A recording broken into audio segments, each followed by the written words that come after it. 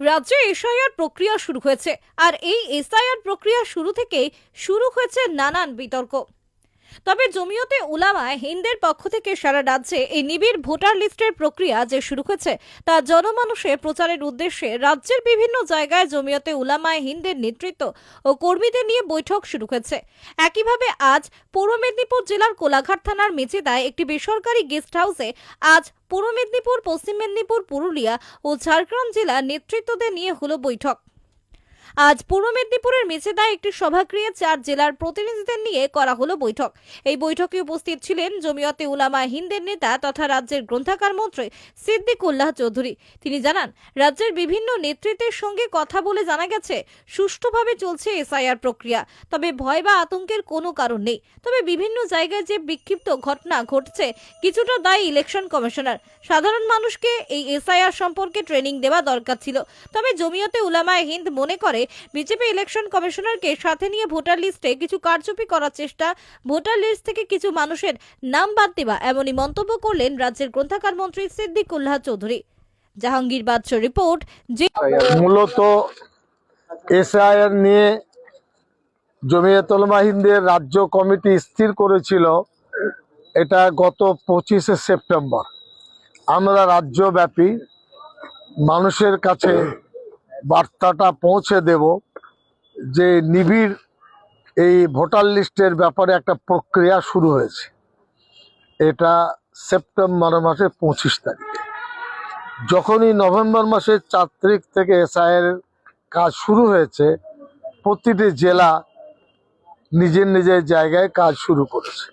আমি নিজে আলিপুরদুয়ার, কোচবিহার, জলপাইগুড়ি, শিলিগুড়ি, উত্তর দিনাজপুর, দক্ষিণ দিনাজপুর, মালদা, মুর্শিদাবাদ, উত্তর দক্ষিণ 24 পরগনা, হুগলি, হাওড়া, কলকাতা, আজকে পশ্চিম পূর্ব মেদিনীপুর, ঝাড়গ্রামের কর্মী দিয়ে বসেছি।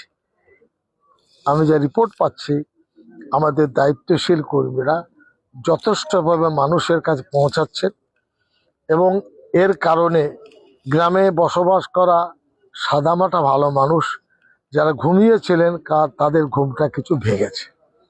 এখনো 10 দিন সময় আছে। এই সময়ের মধ্যে দুটি যে পেপার তারা দিচ্ছেন ভোটার লিস্টের প্রশ্নে, সেটাকে একটি কপি বিএলও নিয়ে যাবে, যেখানে যিনি ভোটার তার সই থাকবে, আর যে বাড়ির যে ভোটার তার কাছে বিএলও সই দিয়ে সিল দিয়ে সে প্রমাণপত্রের ভোটারটা জমা দেবেন। অনেক সময় দেখা যাচ্ছে এর ব্যতিক্রম ঘটছে, এরা যেন ব্যতিক্রম না হয়। নির্বাচন কমিশন 3 বার করে যেতে বলেছেন। আমাদের কর্মীরা জিজ্ঞাসা করবেন 3 বার এসছেন কিনা। এখনো 10 দিন সময় কাজে লাগাতে চাইছে। আমরা বিজেপি চাইছে নির্বাচন কমিশনকে সামনে রেখে যাতে ভোটার তালিকায় পশ্চিম বাংলায় কিছু একটা করা যায়। সে কারচুপি হতে পারে, ভোটার তালিকা থেকে মানুষের নাম বাদ দেওয়া হতে পারে, অথবা জালি ভোটার ঢুকিয়ে দেওয়া হতে পারে, আসল ভোটার বাদ দেওয়া হতে পারে। আমাদের এই আন্দোলনমুখী কার্যক্রমে আমরা অনেকখানি সাবধানতার পথ ধরতে পারব। কোথাও কি কোনো সমস্যা হচ্ছে? এই যে চারিদিকে আত্মহত্যা হচ্ছে, বলি এটা হলো একটা মানুষের আতঙ্কের পরিবেশ মিডিয়া করেছে। আতঙ্কের কোনো প্রশ্ন নয়। উচিত ছিল নির্বাচন কমিশন ট্রেনিং দেবে, উচিত ছিল, সে নির্বাচন কমিশন করেনি, সেটা তার দায়িত্বহীনতা। আমি পরম্পরায় ভারতবর্ষে বাস করছি 10টা যুগ ধরে।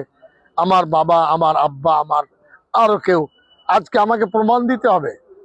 অনেকের কাছে প্রমাণ নাও থাকতে পারে, কিন্তু তার বাড়ি আছে, তার ঘর আছে, তার জমি আছে, মানুষ হয়তো কাগজ ঠিক রাখতে পারেনি।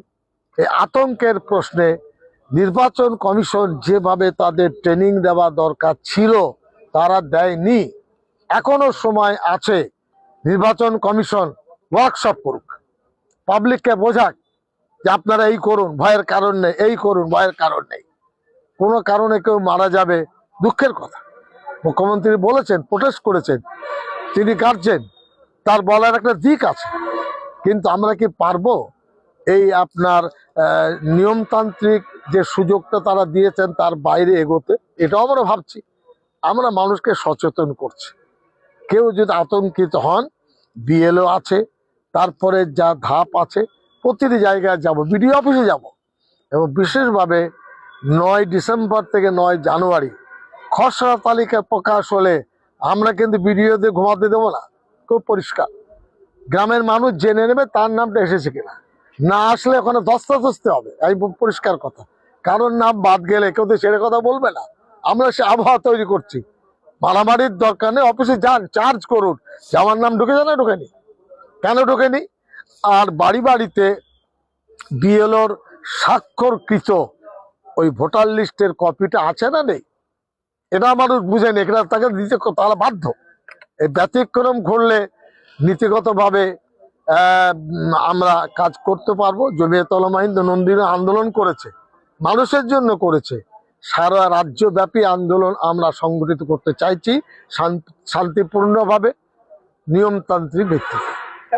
ডিস্ট্রিক্ট ম্যাজিস্ট্রেট আছে, দিল্লিতে যারা মন্ত্রী সাহেব আছেন তাদের জিজ্ঞেস করো না।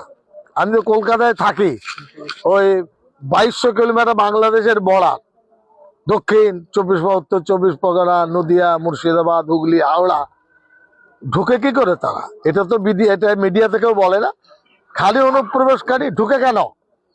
ভারতবর্ষে নিরাপত্তা না দিতে পারলে পদে বসে আছেন কেন? এটা নাগরিক হিসেবে জিজ্ঞেস করছি। এই কথা নিয়ে পর্যালোচনা হয় না কেন? কেন আপনার জামানে ঢুকেছে? घुसपैठिया आप कौन होते हैं? घुसपैठिया वाले आपने क्यों उसको ये नहीं किया, रोका नहीं? हमारा भारतवर्ष रक्षा करते चाই, ঢুকেছে, আপনি কি করবেন আপনার ব্যাপার। আমরা ভারতীয়, আমাদের কোনো নাম প্রতিবেশী হিন্দু মুসলমানের নাম কোনোভাবে বাদ দিলে আমরা যতখানি সাধ্য এর প্রতিরোধ করব। আপনারা দেখছেন জেবি লাইভ নিউজ, সব খবর সবার আগে।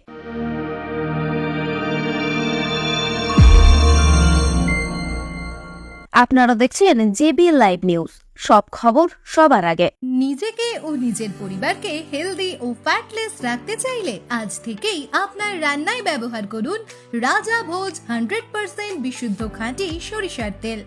কারণ বর্তমানে সরিষার তেলেতে ভেজাল বেড়ে যাওয়ায় পেট ও হার্টকে অসুস্থ করছে, হার্ট অ্যাটাকের ঝুঁকি বাড়ছে, কোলেস্টেরল বাড়ছে। এইসবকে পিছনে ফেলে রাজা ভোজ সরিষার তেল এখন সব থেকে এগিয়ে।